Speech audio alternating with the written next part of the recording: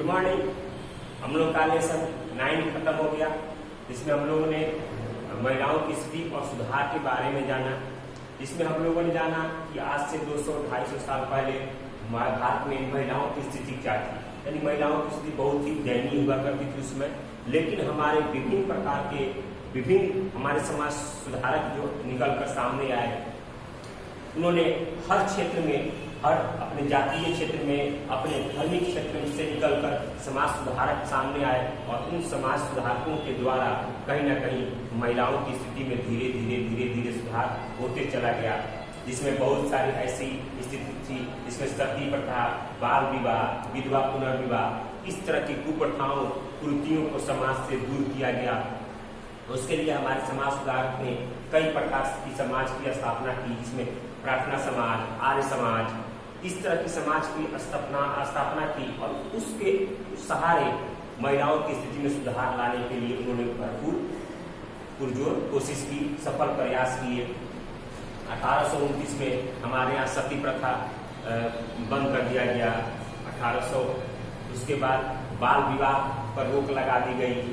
कई तरह की तमाम कुरीतियाँ जो थी, कुप्रथाएं जो थी हमारे भारतीय समाज में महिलाओं के प्रति, उन सारी कुप्रथाओं को दूर किया गया।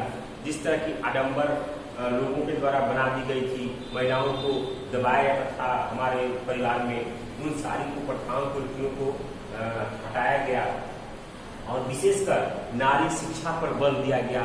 यानी लगा कि नारी को शिक्षा करके ही हम उनकी स्थिति में सुधार बेहतर ला सकते हैं और पुरुषों के समान अधिकार उनको दिया जा सकता है। तो एक वो समय था, एक आज समय है कि हर आज के समाज में, हर क्षेत्र में, हर वर्ग में, हर स्थिति से महिलाओं को पुरुषों के बराबर का अधिकार मिल चुका है, समान अधिकार मिल चुका है। महिलाएं पुरुषों के बराबर चल रही हैं हर क्षेत्र में, कोई भी क्षेत्र हो। तो एक वो समय था, लेकिन इसके बावजूद भी लगातार उस समय से लेकर आज तक भी हमारे भारत में महिलाओं के प्रति हमेशा उनकी विकास की बात की जाती है, उनमें सुधार के लिए कई कानून बनाए जाते हैं। आज भी कई ऐसी कुप्रथाएं हैं, ऐसी कुरीतियां हैं, ऐसे आडंबर हैं जो महिलाओं के प्रति आज भी संवेदनशील है, महिलाओं के विकास में कहीं ना कहीं वो बाधक है। जैसे दहेज प्रथा है, जो कि महिलाओं में स्थिति में सुधार लाने में सबसे प्रमुख वो कारण है, जिसके कारण महिलाओं की स्थिति उतनी सुधार नहीं हो सकती है। और भी बहुत सारे धार्मिक कारण हैं जिनके कारण ये आडंबर बने हुए हैं। महिलाएं अपने आप को समाज में दबी हुई मानती हैं, अपने आप को नीच मानती है पुरुषों से, और यही सोच कहीं ना कहीं हमारे समाज के विकास में बाधक है। हमारे समाज का विकास ये नहीं कर पाता। तो इन सारी बातों को हम लोगों ने जाना, समझा। अब इसका प्रश्नोत्तर है, तो इसमें आप लोगों को पहला प्रश्न दिया है ऑब्जेक्टिव का 5 क्वेश्चन है। इसमें स्त्रियों की असमानता की स्थिति पहली बार किसके द्वारा प्रश्न चिन्ह लगाया गया, पहला ऑब्जेक्टिव का क्वेश्चन है। तो इसमें होगा पहला का आपको होगा। दूसरा क्वेश्चन है शिक्षा किस वर्ग की महिलाओं तक सीमित रहा, तो इसका आंसर होगा उच्च वर्ग, यानी उच्च वर्ग की महिलाएं उसमें शिक्षित के लिए, शिक्षा के लिए सामने आई। इसका प्रसार उस तरह नहीं हो पाया। हालांकि बाद में कई जगह कन्या विद्यालय खोले गए, बालिका विद्यालय खोले गए, महिलाओं के लिए शिक्षा की व्यवस्था की गई, तब जाकर धीरे महिलाओं की शिक्षा में विकास हुआ। तो इसका आंसर होगा दूसरा का ग। तीसरा क्वेश्चन है कानून के द्वारा सती प्रथा का अंत कब हुआ, तो इसका आंसर होगा घ 1829। चौथा नंबर क्वेश्चन है विधवा पुनर्विवाह के प्रति किसने अपना जीवन समर्पित कर दिया, तो इसका आंसर होगा क ईश्वरचंद्र विद्यासागर। पांचवा नंबर क्वेश्चन है आपको बाल विवाह निषेध अधिनियम किस वर्ष पारित हुआ, बाल विवाह निषेध अधिनियम किस वर्ष पारित हुआ, इसका आंसर होगा घ 1829। यानी बाल विवाह निषेध अधिनियम 1829 में एक बताओ सती प्रथा पर कानून बनाकर उसको बंद कर दिया गया, वो भी 1819 में था।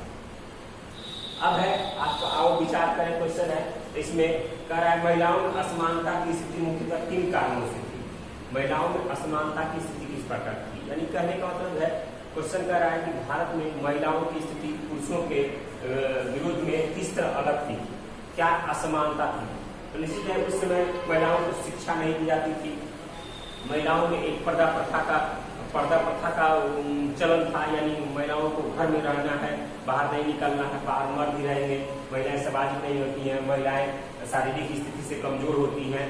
तो इस तरह की कुप्रथाएं, महिलाएं शिक्षित नहीं है, इस तरह के कुरीति, और चाहे धर्म में महिलाओं नीच है, महिलाओं घर में रहती हैं, महिलाएं घर में सुरक्षित रहेंगी, इस तरह के आडंबर जो फैला दिए थे, ये असमानता का प्रमुख कारण था। ये असमानता का प्रमुख सती प्रथा, ये असमानता का प्रमुख कारण था। बाल विवाह, यानी छोटे उम्र में ही शादी कर जाती थी, ये सब आपको असमानता का कारण था। तो कहीं ना कहीं जब इन कुरीतियों को दूर किया गया तो असमानता भी दूर हो गई और धीरे धीरे असमानता के पद पर महिलाओं को लाभ आया। उसके बाद सती प्रथा पर किस प्रकार का विवाद रहा, सती विरोधी सती समर्थक विचारों को लिखे। तो सती प्रथा पर विवाद था, क्योंकि सती प्रथा में होता क्या था, कम उम्र की लड़कियों की शादी अधेड़ उम्र की लड़कों से कर दिया जाता, यानी बहुत ज्यादा उम्र के आदमी से कर जाती कम उम्र की लड़कियों की शादी। तो अधिक उम्र से करने पर वो जल्दी आदमी मर जाता था, और ये तो कम उम्र की बच जाती थी। तो होता क्या था, सती प्रथा में जब चिता जलती थी उसके पति की, तो इसको भी उस चिता पर जलते जला दिया जाता था, बैठा दिया जाता था कि साथ में जल जाएगी। तो इस प्रथा पर बहुत सारे ऐसे रूढ़िवादी लोग थे, रूढ़िवादी मतलब करने का मतलब जो धार्मिक विचार रखते थे, जो पुराने विचारधारा रखते थे, वो लोग इस पर गलत गलत भावनाएं फैलाते थे, और जो इसके विरोध में थे कि नहीं, उनकी अपनी जिंदगी है, उनका पति मर गया तो इसका पुनर्विवाह दूसरी जगह करना चाहिए और समाज में इसको हक रहना चाहिए। हालांकि जो रूढ़िवादी लोग थे जो इसको फैलाते थे, उनकी सोच ये थी कि अगर ये रहेगी तो इसका हिस्सा इसका देना पड़ेगा, अगर ये जल जाती है तो इसका समाज में, इसका घर में, हमारे यहाँ कोई हिस्सा नहीं रहेगा। तो इस कारण भी उस तरह के आडंबर को फैलाया जाता था, और यही कारण था कि सती विरोधी लोग होते थे, जो सती विरोधी जो लोग होते थे, वो चाहते थे कि सती ऐसा नहीं होना चाहिए, सती प्रथा का अंत किया जाना चाहिए, और उसका हक है वो अपना दूसरा विवाह कर सकती है और विवाह करके अपना जीवन यापन कर सकती है।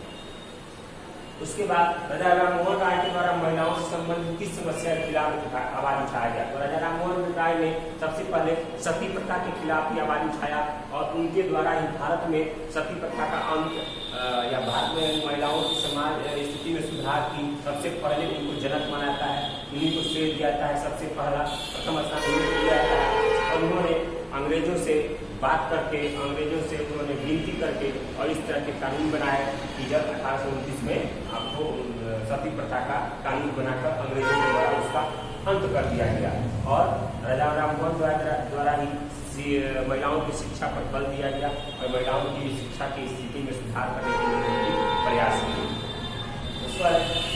ईश्वर चंद्र विद्यासागर महिला सुधार के उदाहरण की चर्चा करें तो ईश्वर चंद्र विद्यासागर जो थे वो विधवा पुनर्विवाह के लिए बहुत प्रसिद्ध हुए, यानी वो जितनी विधवाएं रहती थी जिसके पति मर जाते थे, वो विधवा रहती थी, उनको समाज में नीच दृष्टि से देखा जाता था, हेय दृष्टि से देखा जाता था, उनको दबाया कुचला जाता था।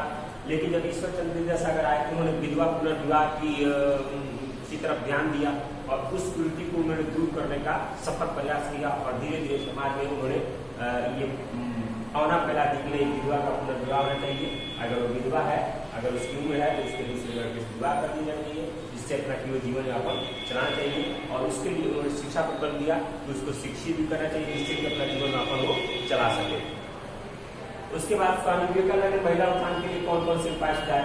स्वामी विवेकानंद ने महिलाओं के उत्थान के लिए सबसे पहले शिक्षा पर बल दिया, उन्होंने आत्मसम्मान की रक्षा के लिए बल दिया, यानी उन्होंने कहा कि इसी महिलाएं जो है वो आत्मसम्मान की रक्षा करके ही अपने समाज में अपने पहचान को पा सकती हैं, और महिलाओं को शिक्षा देकर, महिलाओं को शिक्षित करके ही उस स्थिति से वो निकल सकते हैं। यानी महिलाओं के लिए गुलामी और अशिक्षा भविष्य पर से निराशाओं, गुलामी जो है, अशिक्षा, ये अपने भविष्य में निराशाओं का ही आधार है। यानी स्वामी विवेकानंद ने कहा कि अशिक्षा और गुलामी ये महिलाओं की स्थिति में सुधार के लिए सबसे बड़े बाधक है। इसलिए विवेकानंद ने महिलाओं के उत्थान के लिए एकमात्र शिक्षा को ही अपना हथियार बनाया और शिक्षा को ही अपना माध्यम बनाया। उन्होंने कहा कि शिक्षा के माध्यम से ही महिलाएं अपनी गरिमा को पा सकती हैं, अपनी पहचान को पा सकती हैं और समाज में उनकी बेहतर स्थिति हो सकती है। तो इस तरह देखा हमने क्वेश्चन प्रश्नोत्तर। ये था आप लोगों का प्रश्नोत्तर जो समाप्त हो गया। अब अगले वीडियो में हम अगला चैप्टर पढ़ेंगे, अगला लेसन पढ़ेंगे। इस वीडियो में आपको क्वेश्चन आंसर समाप्त। तो अगले वीडियो में हम लेंगे अगले अंग्रेजी शासन और शहरी बदलाव। अगला 10वां लेसन है अंग्रेजी शासन और शहरी बदलाव। इसके बारे में हम लोग पढ़ेंगे अगले वीडियो में। अगले में धन्यवाद।